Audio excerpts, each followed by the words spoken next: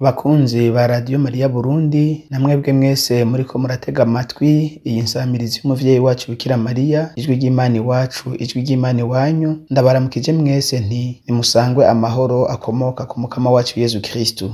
Uyu ni wa mwanya wo gutega amatwi no kuzirikana ibisomwa vyeranda Eklezia idutegekaniriza ku musi mukaba muri kumwe na Patiri Stani Tangira, umusaseredoti yegukiye diocese ya Ruyigi, muri iki gihe akaba arangurira ubutumwa muri paruwasi ya Gisuru. Turi ku musi wa gatandatu w'indwi igira indwi yo mu kiringo ca Pasika. Ibisomwa vyeranda tuzirikana kuri uyu musi tubisanga aha hakurikira. Igisomwa ca mbere tugisanga mu gitabo c'ibikorwa vy'abatumwa mu kigabane ca 28 kuva ku karongo ka 16 gushika ku karongo ka 20 no kuva ku karongo ka 30 gushika ku karongo ka 31. Izaburi ni izaburi ya 10. Inkuru nziza nyeranda ya Yezu Kristu nk'uko tuyishikirizwa na Yohani mweranda mu kigabane ca 21 kuva ku karongo ka 20 gushika ku karongo ka 25. Yaga Mukama umusavyi wawe aguteze yompi. Ivyo dusoma mu gitabo c'ibikorwa vy'abatumwa. Dushitse i Roma baraha Pawulo akanyuzwe kukuguma ari wenyene be n'umusoda yamucunga. Haheze imisi 3 Pawulo atumako abashingantahe bo mu Bayahudi ngo baze gushika, arababarira ati: bagenzi, jewe nta kintu nacumuye ariko ivy'igihugu na beneco, ariko imigenzo ya basokuru yamarara abandi mu ngoyi kuva i Yerusalemu ndi mu vyara vy'abaromani, aho bamariye kumbaza bashaka kundekura kuko bumvise ko ataco nari nakoze co kunyica. Abayahudi barata gati, ndahava rero nanje niko kwitwara kuri Sezari. Simvuga na gatoyi ko hari ico ndega igihugu canje, nico gituma shaka kubabaza no kubiganira. Nanone ndi muri izi ngoyi kubera ivyo abanyisirayeli bizigira. Pawulo yamaziye i Roma imyaka 2 yose mu nzu yari yaraguze. Niho yama yakirira abaje kumugendera bose, abamenyesha ubwami bw'Imana, akabigisha ibirabo Mukama Yesu, akabigira atamakenga n'intete kandi atankomanzi. Iryo ni ijambo ry'Imana.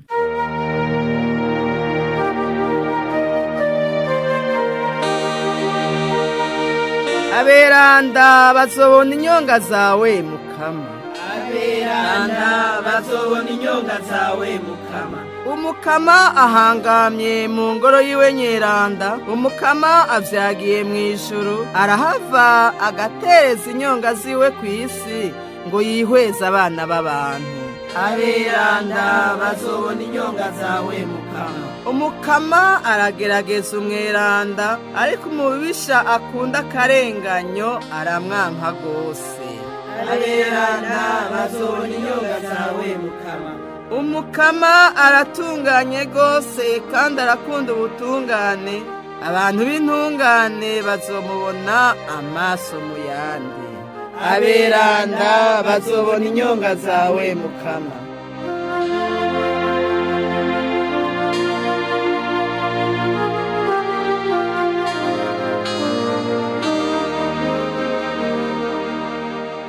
Ivyo dusoma mu njiri nyeranda ya Yezu Kristu nk'uko tuyishikirizwa na Yohani. Muri irya misi Petero ahindukiye abona wa mwigishwa Yezu yakunda abakwirikiye, umwe hamwe bafungura yari yegamiye igikiriza ca Yezu, akamubaza ati: Mukama, ninde azokugura? Petero rero amubonye abwira Yezu ati: Mukama, uyu we bite? Yezu amwishura ati: nshatse ko aramba gushika ngarutse bigutwaye iki? Wewe pfa kunkwirikira. Inkuru rero irakwira mu bavukanyi ko atazopfa. Yamara Yezu ntiyari yamubwiye ko atazopfa, yari yamubwiye ati: nshatse ko aramba gushika ngarutse bigutwaye iki? N'uyu mwigishwa ashinze ivyo kandi niwe yavyanditse. Bisubiye turazi ko ingingo yiwe ari iy'ukuri. Yezu yarakoze n'ibindi vyinshi. Iyo bavyandika vyose ngira ngo isi yose ntiyoshobora gukwira ibitabu bavyanditsemwo. Dushimagize inkuru nziza ya Yezu Kristu.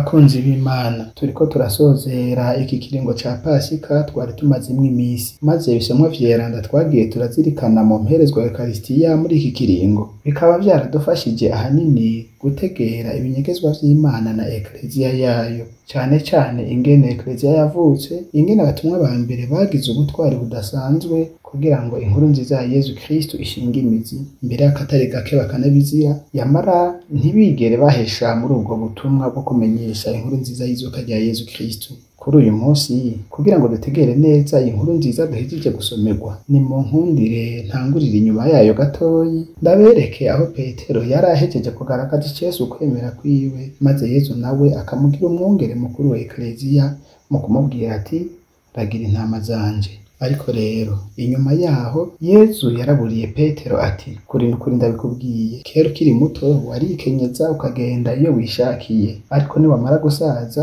uzoramvura amaboko ubundi aba ari wagukenyeza kandi atekwa agutware niyo udashaka. Aho rero Yezu yariko araburira Petero ayazobona ngo aninahaze Imana.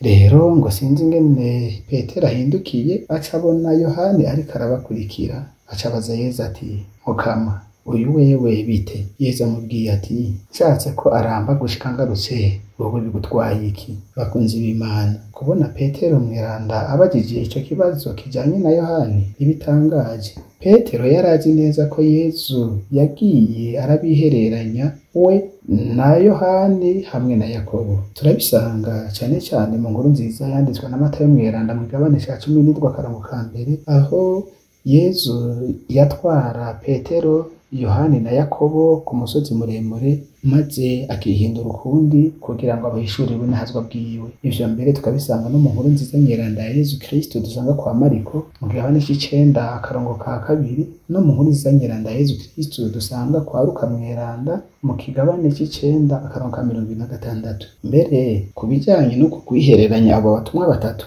turabisanga kandi mu nkuru nziza ya Yezu Kristo dushikirizwa na Matayo mweranda igabane ca 26 akarongo ka 37, aho Yezu agiye i Getsemani yariko arasengana amaganya menshi, ngo yihereranije abatumwa batatu arabadugana abandi basigara ukwabo. Twovuga rero ko hagati y'abatumwa ubwabo womengo bari baramaze kumera nk'abategera ko hagati yabo hari ubusumbasumbane, ariko kuri Yezu arahishurira Petero ko umugambi w'Imana ifitiye abantu ari ikinyegezwa c'Imana nyene ubwayo. Wewe ico asabwe no gukurikira Yezu. Mu gusozera inkuru nziza, Yohani mweranda atubwiye ko ivyo yanditse abishingira intahe, kandi ko iyo ntahe ari iy'ukuri, kandi akanongera ko hari n'ibindi vyinshi Yezu yakoze mugabo batashoboye kwandika. Bavukanye bisabira inema yo kwakira no kwemera inkuru nziza ya Yezu Kristo hamwe n'ivy'abungere b'Ekleziya baza baratwigisha. Mu gisomwa ca mbere naho tubona umutumwa Pawulo ari Roma, kuko ngo yunguruje urubanza.